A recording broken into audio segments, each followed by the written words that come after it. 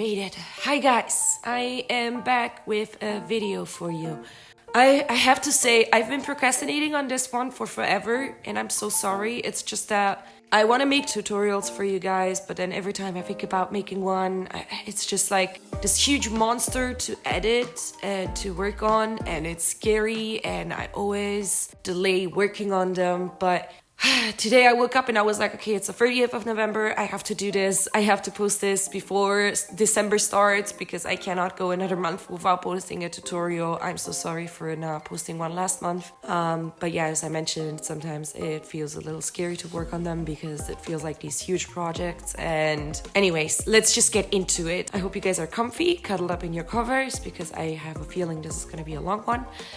And let's just look at the brushes that I use on Procreate.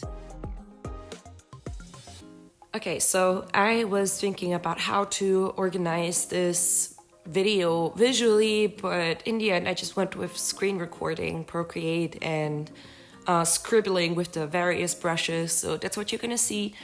I can make another video, kind of like a part 2, where I can show you the practical application of all of the brushes if you want to. Definitely let me know in the comments if you want to see that. But yeah, okay, let's start talking about brushes.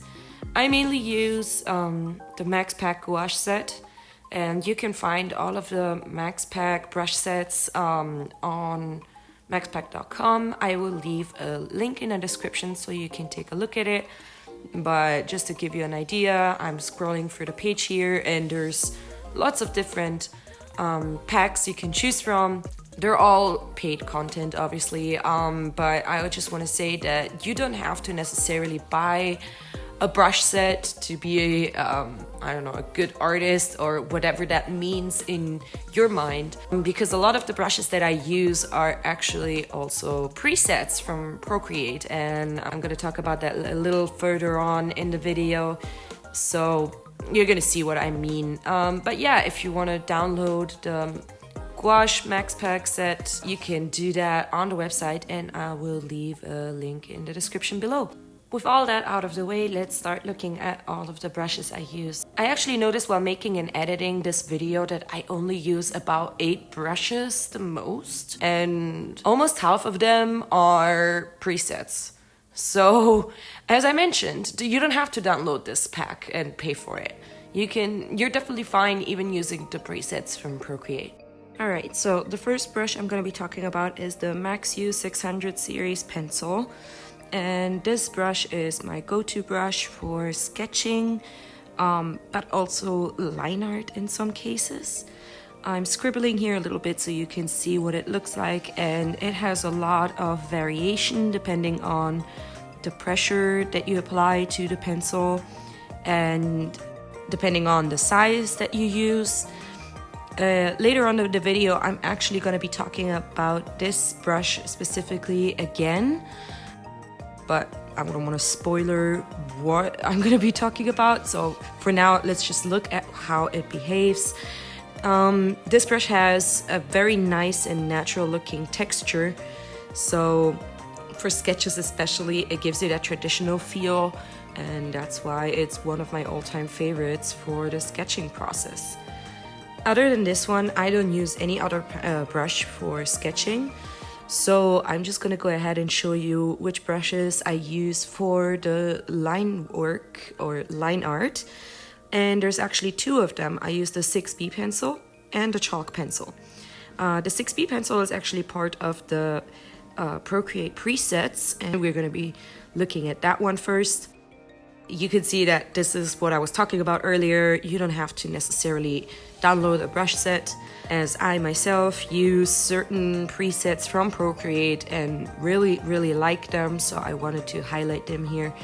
And also, if you ask yourself, if you're wondering why these brushes, these presets are in the Gouache Max Pack, that's because I actually dragged them into that folder, since I don't want to jump around in the brush folders too much, and I want to have the brushes that I use the most ready to be used just in one folder. So you're gonna see, I think, about 3 or 4 preset brushes in my Gouache Max Pack folder, but they're not part of it. Anyway, so the 6B pencil is great for line art, for clean line art. This one, compared to the chalk brush, has a little more of a defined line to it. So I like to use it for very small details because it has a little bit of grit and a little bit of texture, but for the most part, it's a very defined kind of brush, so it's awesome for smaller details. I wouldn't use this brush for anything other than line art and details, because as you notice here, when I turned up the size of the brush, it doesn't really make that much of a difference, so it would be unpractical to use it for any other purpose. Now, let's look at the chalk brush. This is another brush I use for line art, as I said, and I like this one a lot because it also has a little bit of a gritty texture to it, and this is actually another preset of Procreate. So both of the brushes that I use for line art are Procreate preset brushes. The chalk brush is actually part of the calligraphy section of the brushes, so it moves a little differently, and you're gonna notice what I mean if you try to use it yourself. Somehow, like, there's something about this brush that stabilizes the line, so you get very nice and clean lines with it, and that's why I like to use it for line art. And it can also be used if you tilt the brush. You can see there's a little bit of a texture to it, but I rarely do that, so I wouldn't recommend doing it. I mean, unless you really want to try finding a way to apply that look to your drawing. So these three brushes, the Maxi Series pencil, the 6B pencil, and the chalk pencil, are the ones that I use most of the time, basically all the time, for the sketching and then for the clean lines. I mentioned I'm gonna go back to the Maxi 600 series pencil, and that is because now I'm gonna start talking about the brushes that I use for shading, and I just realized that actually the Maxi 600 series pencil is something that I also frequently use for shading, and I'm gonna show you why. Keep in mind that while I will be showing you how to use this brush for shading, I am tilting my pencil in real life, and that's how that beautiful kind of texture that I use for the shading process comes out. So let's have a look at that. As I said before, this pencil already has a very beautiful and natural looking texture to it, and it comes out even more when you tilt your pencil while using it. Depending on how much pressure you use with your pencil, you can go from very dark shades to light shades all in one stroke. So it really feels like you're using a real brush, and that's why I like it so much for shading, because I have a lot of control over the intensity of the color, and I can make it fade very softly. And I used to use this brush a lot more in the beginning when I just started using the Max Pack, and I kind of used this brush for almost everything. I used it for the sketch, for the line art, and even for the shading. But enough about this brush. So to recap, we talked about brushes that I use for sketching, for line art, and for line work. And now it's time to look into the brushes I use for shading. So apart from the Maxi 600 series pencil, I like to use some other brushes, but I'm just noticing that my brushes are organized a little weird. So I'll just very quickly reorganize them so I have the brushes I'll be talking about in view, and I'm not gonna have to jump around too much.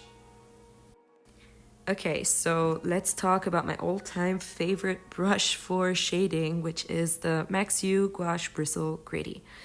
And this is obviously a part of the Gouache Max Pack, and I love this brush because it has so much texture to it, and it really does look like a bristle. And I love how, depending on how much pressure you put on your pencil, you can get very saturated tones and very light tones, and they will maintain this gritty texture throughout. And here I'm showing what it looks like if it's used in a circular motion, which is what I do in most cases. So when I shade with this brush, I tend to always use it with a circular motion, and not necessarily with this, let's say, straight kind of motion. Although I will say I use that in the hair shading process because it has a little bit of the texture that looks like hair. So it can definitely be used for things like hair shading too. So yeah, I use this for skin, hair, and also clothing details. And I just really love this brush. Another interesting little thing that I want to insert here is that I use this brush also for environmental details, such as bushes or foliage, or even if I draw a tree or something like that. This brush just has so many uses to it, and I cannot recommend it enough. I truly love it. And I sketched out a little example of what I mean by using it for environmental details. So you see here I made a little bit of a small bush, let's say, and I did that just by tapping the brush repeatedly and adding depth in certain areas. So it's just an overall great brush. Another brush that I use a lot for shading and then I wanted to talk about is the 𝗣𝗿𝗱 brush. And this is actually another Procreate preset, and I'm just scrolling through the categories here real quick to find where it is. And I believe it's in the sketching section. Let's see.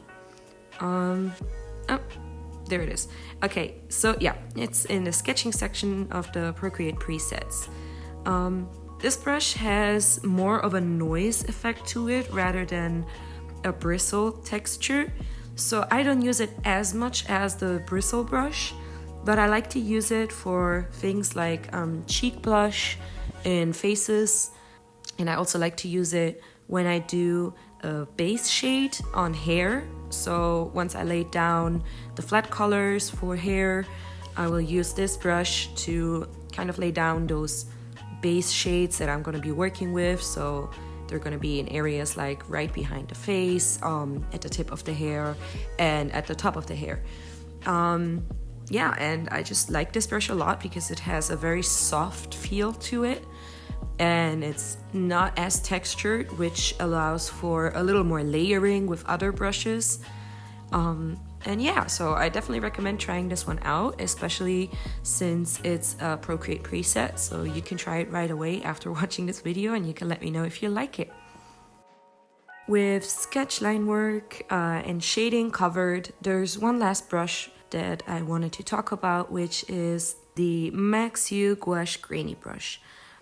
So at first glance, when used at a smaller size, this brush looks like something you could use for line art, but that's not what I use it for. This brush is my go-to brush for flat colors. If you've watched my time-lapse videos and some of my processes in the step-by-steps, you probably already know that I always, after the sketching part, lay down flat colors to define the silhouette of the drawing. And this is the brush that I use for all of the flat colors because it's very defined. This brush actually does not change much in opacity depending on the pressure of your brush, but rather it will change in size. So it's great because especially when you have a flat tone as a base and then use clipping masks on top of it, you don't want to have too much variation in opacity. Or at least in my case, I don't want to have that. And so this is my go-to brush for flat colors. It's a beautiful, nice and defined brush with a little bit of texture to it, but not too much. Last but not least, to conclude this video, I have a couple of honorable mentions. First of all, it's the 𝗣𝗍 gutter punk brush. This brush is very practical for things like environmental details. I like to use it for things like texture in, let's say, a dirt path or a tree bark or even snow on a mountain in the distance of a drawing, because it has this very scattered kind of look to it. And in the beginning, I didn't even know what to do with it. But then I realized that, hey, I can actually use this in environments and it looks really great. So I'll just show you guys real quick here what it looks like if used, for example, on a mountain or as a texture on a stone or something of that nature.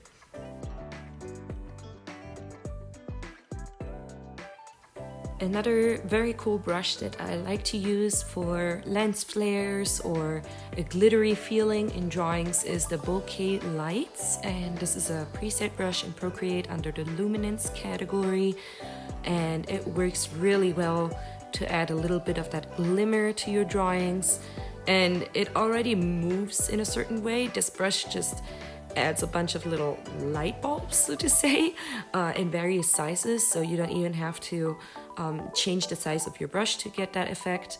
And I totally recommend like playing around with the various modes. You can fuse it with the layers underneath it, and if you like to, although there is already some faded orbs in the brush itself, you can also use the Gaussian, I have no idea how to spell that, Gaussian blur to add a little more of a blur effect to it, depending on how you want to use it in your drawing. Finally, one last brush I wanted to talk about is under the texture section in the Procreate presets, and it's called Grunge, just Grunge, okay.